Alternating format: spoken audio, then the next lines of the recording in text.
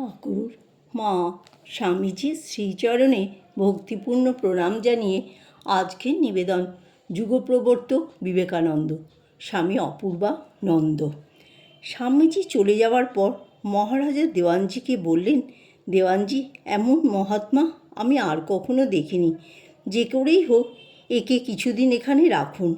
মহারাজার অভিপ্রায় জানিয়ে দেওয়ানজি তার বাড়িতে কিছুদিন থাকার অনুরোধ স্বামীজিকে জানাতেই তিনি বললেন, দেখুন দেওয়ানজি, আমার কাছে সব রকমের লোক আসে। আপনারা বড় লোক, যদি ধনী নির্ধন, পণ্ডিত মূর্খ, ব্রাহ্মণ চণ্ডাল সকলের জন্য দ্বার অবারিত করে দেন তো আমার থাকতে কোনো আপত্তি নেই। দেওয়ানজি সানন্দে রাজি হলেন। স্বামীজিও কিছুদিন তথায় বাস করে সকলকে ধর্ম উপদেশ দিতে লাগলেন। রাজ্যের মধ্যে সংস্কৃত পাঠের ও শাস্ত্রাদি প্রচারের ব্যবস্থা হলো। কত দিন দরিদ্রের অভাব মোচন হলো।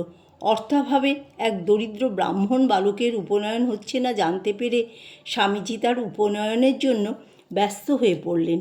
স্থানীয় লোকদের বিশেষ আগ্রহ সত্ত্বেও মার্চ মাসের শেষ ভাগে তিনি চললেন জয়পুরের দিকে।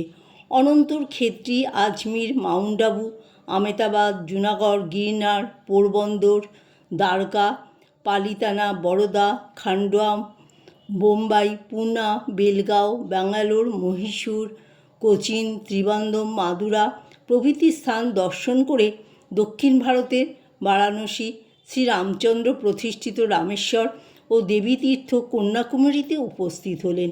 অনন্তর পণ্ডিচেরি, রামনাথ, মাদ্রাজ, হায়দ্রাবাদ ও খেত্রী হয়ে 1893 খ্রিস্টাব্দের 31শে মে বোম্বাই হতে জাহাজে আমেরিকা যাত্রার দিন পর্যন্ত তিনি ভ্রমণই করেছিলেন।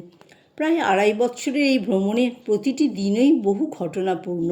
রাজপ্রাসাদ বা দরিদ্রের কুটিরে তিনি যে শিক্ষা দেবার ও যে শিক্ষা গ্রহণ করবার জন্য পর্যটনে বের হয়েছিলেন, সর্বত্রই তা সম্পন্ন করেছিলেন ভালোভাবে। তিনি যুবকদের বেদ, বেদান্ত, পুরাণাদি শ্রেষ্ঠ ধর্মগ্রন্থ পাঠে উৎসাহিত করতেন। তার চাইতেও বড়, মানুষ মাত্রকেই দেবতাজ্ঞানে পূজা করবার উপদেশ দিতেন। জনসাধারণের উন্নয়ন এবং দরিদ্র প্রজাদের দারিদ্র্যমোচন ও শিক্ষার ব্যবস্থা করতে রাজা মহারাজাদের করতেন নিয়োজিত। দরিদ্রদের শোনাতেন সাহস ও আশার বাণী। ভ্রষ্টাচারীদের প্রতিষ্ঠিত করতেন মর্যাদার জীবনে। পাপী তাপীদের হতাশ প্রাণে ঢেলে দিতেন অমৃত রস। প্রায় 3 বৎসরব্যাপী স্বামীজির ভারত ভ্রমণের দিনগুলি ঘটনাবহুল এবং প্রত্যেকটি ঘটনায় বিশেষ তাৎপর্যপূর্ণ। স্থানাভাবে কয়েকটি মাত্র ঘটনা পরিবেশন করেই আমাদের তৃপ্ত থাকতে হবে। আলোয়ার হইতে জয়পুর পথে পাণ্ডুপোলে হনুমানজির বিখ্যাত মন্দির ও টাহলায় নীলকণ্ঠ মহাদেবের প্রাচীন মন্দিরাদি দর্শন করে তিনি জয়পুরে এলেন। সর্বত্রই বহু লোক তার উপদেশ প্রার্থী হতো। নীলকণ্ঠ মহাদেবের মন্দিরটি ও স্থান তার খুব ভালো লেগেছিল। সমুদ্র মন্থনের হলাহল বান করে মহাদেবের নাম হলো নীলকণ্ঠ। ওই পৌরাণিক ঘটনার ব্যাখ্যা প্রসঙ্গে তিনি তথায় বলেছিলেন, সমুদ্র হচ্ছে মায়া সমুদ্র। রূপ, রস, গন্ধাদিময় এই বিচিত্র জগৎ মায়ার রচনা। এখানে ইন্দ্রিয় তৃপ্তিকর বিবিধ ভোগ্য বস্তু আছে। ভোগের পরিণামে তা থেকে হলাহল উদ্গীর্ণ হবেই। সে হলাহল আত্মজ্ঞানের পরিপন্থী। ভূমানন্দে মগ্ন দেবাদিদেব শঙ্কর সংসার সমুদ্র উত্থিত হলাহল নিজে পান করে প্রজাদের দান করেছিলেন অমৃত। আলোয়ারের পথে জয়পুরে 2 সপ্তাহ অবস্থানকালে তিনি এক প্রসিদ্ধ বৈয়াকরণের নিকট অষ্টাধ্যায়ী পাণিনি পাঠ আরম্ভ করেছিলেন।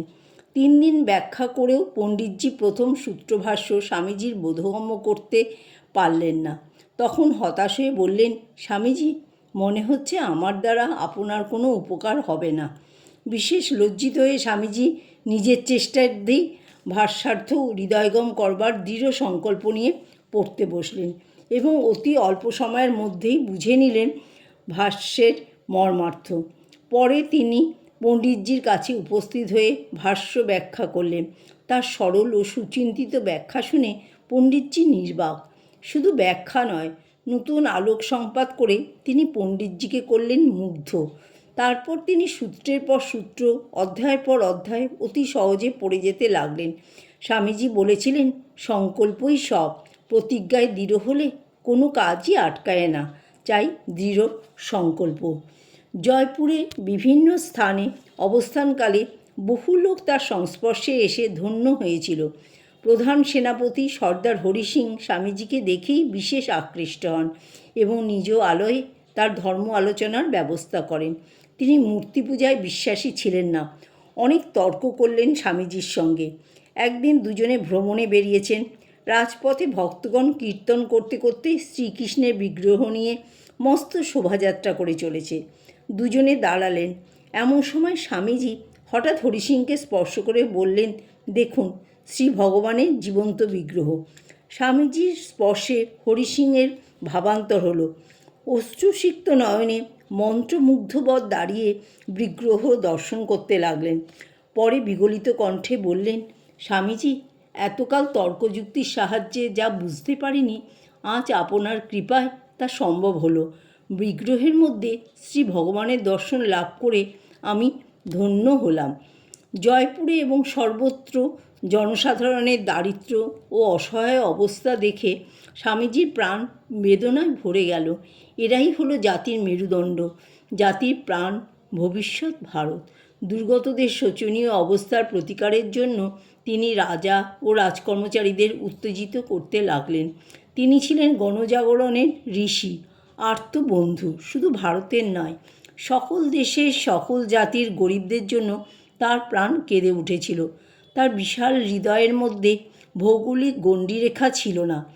তিনি বলেছেন, ভগবানকে কোথায় খুঁজে বেড়াচ্ছ? দরিদ্র, আর্ত, দুর্বল, ঘৃণিত, অস্পৃশ্য, এরাই কি দেবতা নয়? আগে এদেরই পূজা করো না কেন? বেদান্তের জন্মভূমি ভারতবর্ষে জনসাধারণ যুগ যুগ ধরে অবহেলিত। অশুচি তাদের স্পর্শ, অপবিত্র তাদের সঙ্গ, নিরাশার অন্ধকারে তাদের জন্ম, তারই মধ্যে তাদের নিরবচ্ছিন্ন স্থিতি। মনে রেখো, দরিদ্রের কুটিরেই ভারতীয় জাতির বসতি। কিন্তু হায়, তাদের জন্য কেউ এখনও কিছু করেনি। ভারতের উপেক্ষিত কৃষক, তাঁতি, মুচি, ঝাড়ুদার প্রভৃতি নিম্ন শ্রেণীর লোকেরা বিজেতার নিপীড়ন ও স্বদেশবাসীর অবজ্ঞা সত্ত্বেও স্বর্ণাতীত কাল হতে নীরবে কাজ করে আসছে এবং তার জন্য কোনোদিনই তারা উপযুক্ত পারিশ্রমিকও পায়নি। জয় ঠাকুর, জয় মা, জয় স্বামীজি।